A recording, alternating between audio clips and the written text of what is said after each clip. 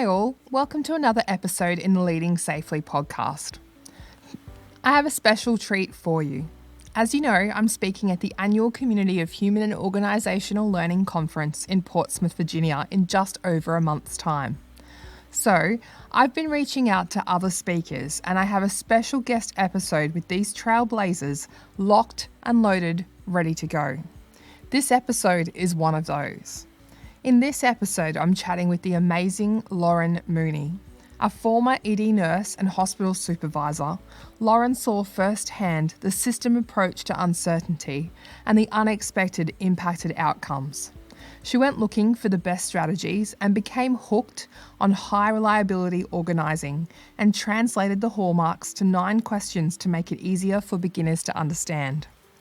Laurin believes, though, that most organisations will get stuck on their journey unless everybody knows it's safe and always worthwhile to speak, and leaders really listen.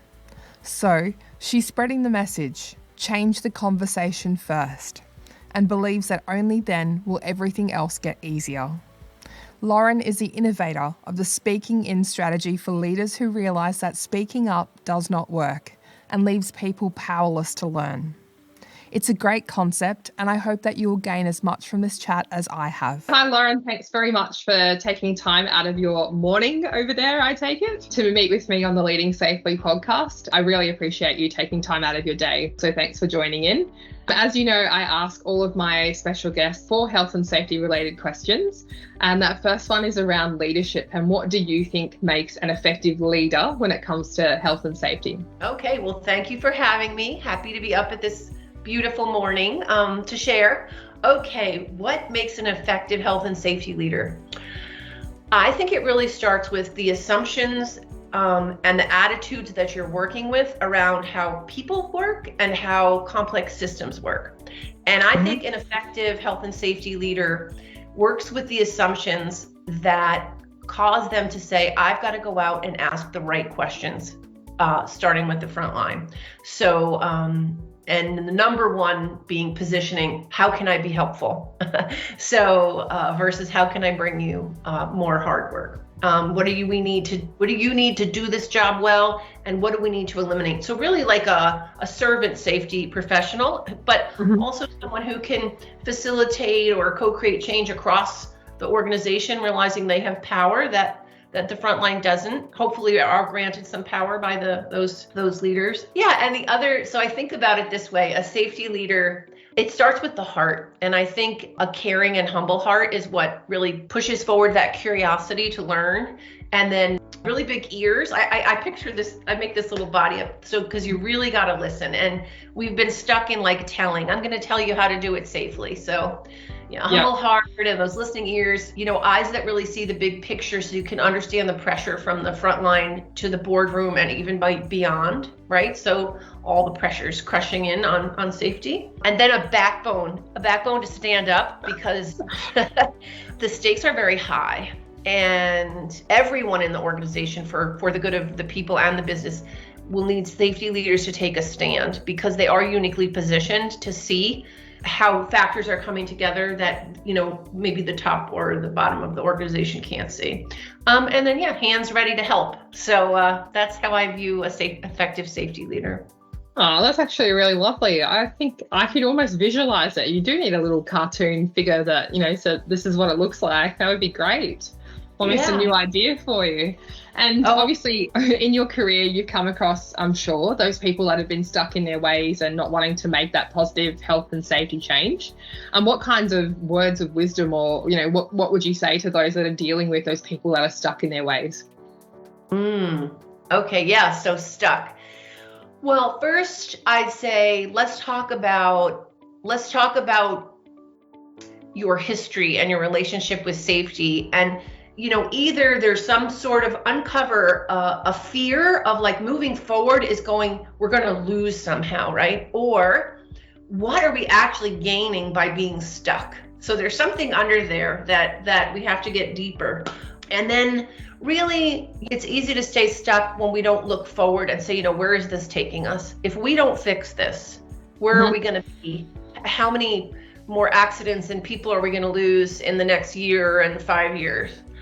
And then just taking out that mirror and starting to really reflect and say, what is keeping me stuck? Is it, is it how I think about the world? Or maybe we just don't have a plan and we haven't had the courage to ask for outside help yet. Yeah. And that on the other side of stuck are good things. And you have to somehow help people see where you might head. What is it going to look like if we can go home at night knowing everybody's prepared to speak, everybody feels empowered to stop the line, or that you have equipped your people, because anyone working in complex work has to go home at the end of the day and say, did we leave that place, in good shape? I think really is finding the motivation, and that's a deep conversation, and there's a lot of feelings and sometimes some really past experiences that are blocking. So kind of a therapy.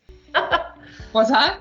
It's kind of a therapy thing. It is a kind of a therapy. I think it's also a little bit sales related, because obviously when you're visualizing, that future thing.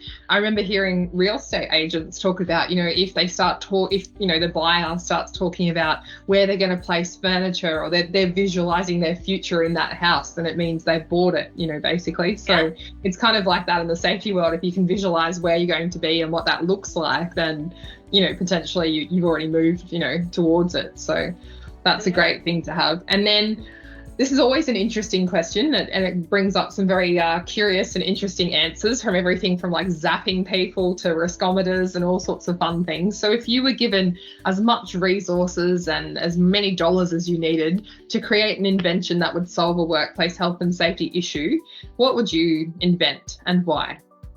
Okay. So I have two answers to this. So it's funny because I actually bounced this off a friend, and he's an engineer, and he had an engineering answer because he was going to build a machine.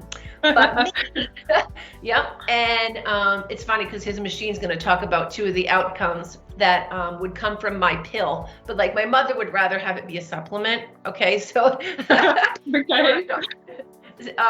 but a pill that we took to suddenly make us really care about the experience of everyone in the organization. There's plenty of middle managers who are also having really lousy days at work, not just the front line, especially in healthcare. Oof. So a pill that would make me care, but also immediately make me see what was happening that was not fair at work. Because once it is when things aren't fair, people sense it and they immediately disengage. They're like, I don't like this. I don't like you. Something doesn't set well. So if we could take the care and fair pill, the outcome in the organization would be people would feel safe to tell some truth. And we build trust and we could get to the truth. Because honestly, if we can't get to the truth, then we can't. And I know we could go into a big philosophical of what is truth, but we won't go there. But if we can get people telling the truth, we could really start to find the problems that are underneath the repetitive issues. So that's my care and fair, generating trust and truth pill. Mm-hmm. But because I could not do that, I did invent a model after much seeking to bring to the workplace what I think is missing and to address where I think most organizations are experiencing their greatest risk. So we do all this risk assessment, and we have, looked at the hinges on the door and But meanwhile, we have organizations, and this came from looking at 353 cases of severe medical harm. And as I looked at it, because I had like a beginner's eyes, I saw these patterns, and maybe this will resonate with the safety folks out there, that yes, sometimes people, have a slip or a lapse and we have a problem. But what I saw in these cases were these challenges that are universal to complexity. And what I saw is like, what do you know? They just didn't see it. I call it the uns. Okay, something went unseen. Then, they did see it, but it was unclear. Or, well, you know what? Something came along and it was unstable. It was variability, as we would call it, and it was bigger or smaller or faster than either the system or the people could handle. Next, I saw things going unspoken, and two really prominent doctors from Boston will say that they have never, ever investigated a case of patient harm where somebody knew something but could not find their voice and the clock ran. They said it's absolutely present in every case. However, besides things going unspoken, sometimes people do speak, right? And then it falls on those deaf ears and goes unheard. After that, I had things were untimely, and then finally a lot of unimagined, wow, we never saw things coming together in this way. But as I looked at these challenges, I realized that if we can solve the unspoken and the unheard, we will be able to deal with all of the other challenges so much more easily. And that essentially employee silence and leaders not listening when people do speak are absolutely the elephant in the road. I don't care what journey you're on. You can say, I'm on a HUP journey, I'm on a lean journey, I'm on a high reliability journey. If you cannot remove the silence and the dismissal and failure to listen, you're pretty much stuck. And if you could see me, which you can, but I have a big elephant in a road behind me in my office. So I said, how are we going to get around this employee silence? And the scary part is there's now 256 factors that affect whether people speak or not. So I had this like existential crisis because I said, well, it's too complicated. We're never going to have safe and reliable care because we're never going to get people to speak. But then I said, well, what if we could find something more compelling? And I remember I was on my front porch and I just said, you know what it is? The model, the speak up model or strategy is broken, and it's not compelling enough. So I decided to create a new model, which I call speaking in. So instead of the very passive and vague poster related, hey, speak up, if you see something, say something. Yep. Speaking in means that leaders are understanding, wow, we're in a lot of complexity. Our plans are not going to be sufficient. 2, we've got serious power dynamics that is nobody's fault. It's just how hierarchies work. And I'm going to have to take some responsibility for creating the environment where people feel free to speak. So the speaking in model is about leaders and anyone in power. You can say, well, I'm not a leader. When you're in power, the person of power in the room, you're the leader. Yeah. And that could even be the valet at the hospital. When the elderly couple shows up, you're the leader. So the leader, person in power, intentionally, and we have to be intentional because if this was natural, it would already be happening. Intentionally including, meaning getting right people to the table, then specifically inviting, hey, Sue, you've helped us solve so many problems. It would really help me to hear your perspective. And then appreciating that gift of perspective from the other person, because silence, a lot of times you find that, well, they did share, but nobody listens. So after a while, guess what? That gift of knowledge dries up because it's the futility. It feels futile. So yeah, speaking in is a baby model that just getting ready to test. It's all based on science. So I'm feeling pretty confident, and I'm hoping that it brings some hope. Hope that we, create, not only will it be good for business because we can learn the truth about what we need to fix, but it's going to create someone who is contributing, someone who is aware that their perspective matters in order to achieve that important purpose of the organization. So business side and people side. It sounds like a really interesting model, and I like the story behind it and going through the medical cases. Were there any that for you really, really stood out when you were doing your research on, that silence kind of piece that, really hit it home for you, particularly because you had come from that industry as well, where you thought if the situation had been different, if they hadn't spoken up, that patient, the outcome may have been different? Oh, wow. Okay. Right out of the blue comes a gentleman who showed up to the ER maybe 3 times. And, the act of showing up it's like he was speaking and he was saying, I'm not okay. Something's wrong in my throat. And 3 times being sent away only to die of, sepsis from a massive infection. I mean, that really broke my heart. That is a really, let me think about this. Okay. This is a big one. There was a young man who's 21, And he ended up having vomiting and pain in his head, and he was transferred to a very, very respected medical center in Pennsylvania. And they did a CAT scan, and they said, well, this is either an abscess or you have a tumor. And they had treated it the night before. Now listen, this is where speaking in would have worked wonderfully. The night before he's going to go to surgery, it's a nurse who's only been on the job for 6 months is caring for him. And as the night progresses, he's feeling worse. He's vomiting. She's calling the neurosurgeon at home. They're giving more and more meds. By 7 a.m, he had a fever. And as he rolled out to the OR, the charge nurse who had been there all night, said, wow, he doesn't really look good. Well, he ended up dying in the OR after many hours of an infection in his brain. Now, the charge nurse never reached out to her young nurse to say, hey, wow. Yeah. And in the end, the family won the case because they had spent more time educating the nurse on how to apply for vacation than how to escalate a concern. And it's a little complicated because neurosurgery was treated a little different. But what if her charge nurse had reached out and said, took responsibility for seeing how it's going? Yeah, wow. Yeah.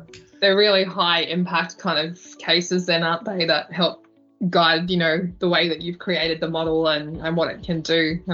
I'm sure it's going to be a success with those unfortunate circumstances, but you needed those unfortunate circumstances to come to the learning, and put the model together. Unfortunate as it is, you did need those learnings. Well, and you've also looked at events, and if you look back, right, somebody either, there was always that weak signal, and somebody noticed it, and it's like, how can we just constantly how can we create an environment where everybody knows it's always safe and worthwhile to share what they're noticing, right? Yeah. We can, if leaders are going to have to do it, there's just no way around it. So what might happen then is very exciting. That is an exciting question. And the last question is around, I guess, if you could go back to your younger self and give yourself some advice on surviving and thriving in your career. And you have had an interesting career, that has led you to where you are today and creating this model, and you're about to test it. What kind of words, of guidance and advice would you give to yourself to help you get through the next kind of, critical period in your life? Be bolder and just tolerate the uncomfortable part that comes with every step as you learn to progress in your career, knowing that it's really important and the stakes are high. It's a high value thing we're doing. And I think because I love the name of your podcast, Working, Safely, because this isn't a separate back office thing. It's absolutely foundational to how we work and performance. So being bold, stop overthinking. That's a personal thing. Go. And here's the thing, especially you're in the safety, you want everything to go perfectly, right? But yet if you're innovating, you have to tolerate imperfection. And so I was like, well, is my message safe? I put it out in front of a lot of experts to say, you know what, I don't want to lead anyone to harm with this message of speaking in. And then also just, I think, realize that it's not about me, and this is about serving organizations and people and creating a better workplace. It's way beyond someone didn't lose a finger. Yeah, most definitely. Yeah, I think the message has definitely gone beyond that now with where we are in the world and things. And I think that's a really great segue that leads into your wanting to change the world insights that you would like to provide with our listeners with, for the remainder of the episode. Did you want to share your insights around what you've learned and, influencing and all the rest of it? Yeah. So it's 8:30 in the morning here, so I'm still ready to change the world. We'll see. Okay, no worries. No, especially during COVID. Well, we had a burnout problem in healthcare before COVID. And then, COVID came, although I will tell you, I interviewed a nurse in Florida. My mom was the patient, but I had to still be working.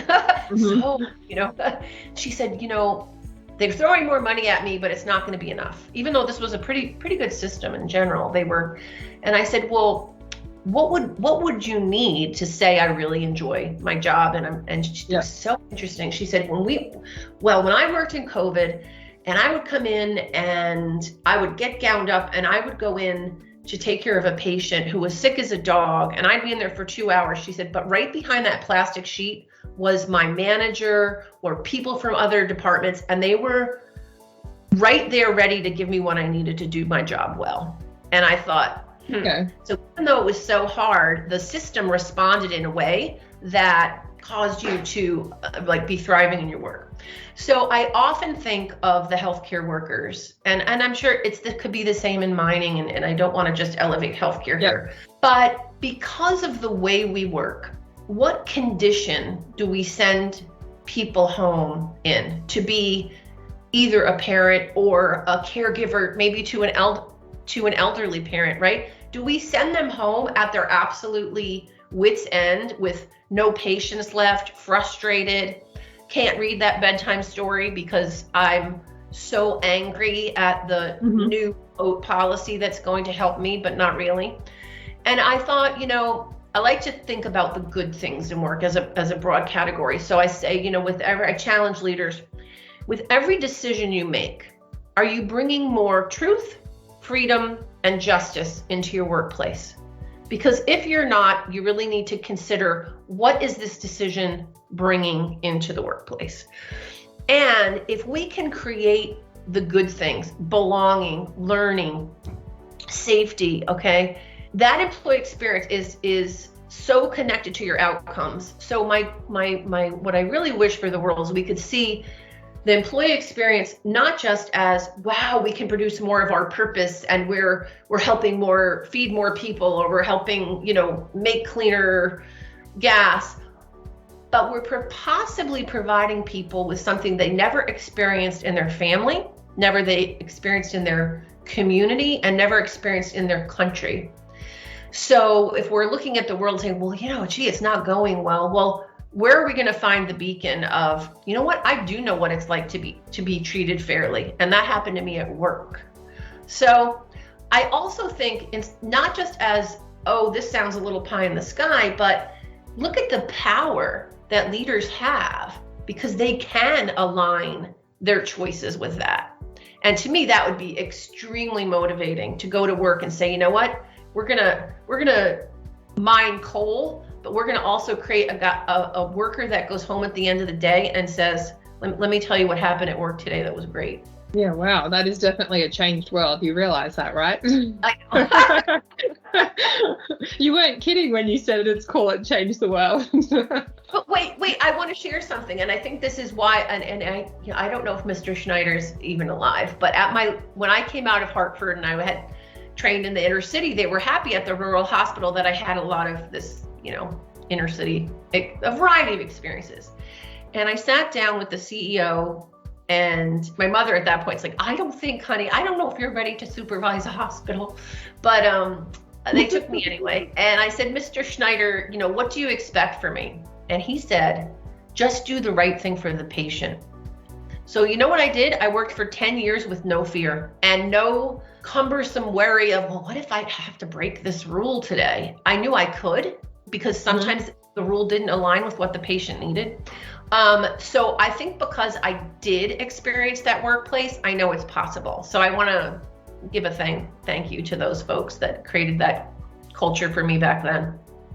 Oh, that's really lovely that you've had some, really great positive experiences, and also some positive leaders by the sounds of things that helped shape who you are today. Yep. Oh, that's great. Yeah, very fortunate. Oh, that's great. And I guess I want to take the opportunity to say thank you as well for sharing your time and your insights and knowledge, and giving us a little bit of a different kind of, perspective on things as well from the science, behind the speaking end model. If listeners do want to learn more about it, what can they do? Where can they go? Or how could they, find out a bit more about the model and what what you're doing with it. Do we wait and see what's the go? Yeah, sure. So definitely follow me on LinkedIn. So Laurin Mooney. Speaking In has its own page, so definitely follow that. And then speakingin.org is the website, and there's options there. Yeah, just connect with me on LinkedIn, and I'd be happy to share and see how a shift in changing that organizational conversation might serve you. Yeah, and I want to thank you for having me on and giving me this opportunity to share an invention. Awesome. Well, thank you very much again. Well, there you go. That was Laurin Mooney, one of the presenters at the 29th Annual Community of Human and Organisational Learning Conference that is happening in June in the States. Out of all the episodes and all of the different people that I've spoken with, there have been some great answers. Lots I could identify with when I ask people that one question about what makes an effective leader. And I agree with so many of the answers that I've seen. But for me, Laurin's answer is one I completely align with, and I wish that I'd had the opportunity to work for a leader who did everything that she said. So to close this episode, I'm going to part by repeating Laurin's answer and asking you to share with me any brilliant leaders you have had in your time. What made them brilliant? You can answer via LinkedIn or by directly messaging me or even emailing leadingsafely@outlook.com. So here's that answer again. An effective leader works closely with the front line, facilitates change, uncovers fears and motivations, and creates a culture of trust, belonging, and safety while promoting truth, freedom, and justice in the workplace. Until next time, stay safe.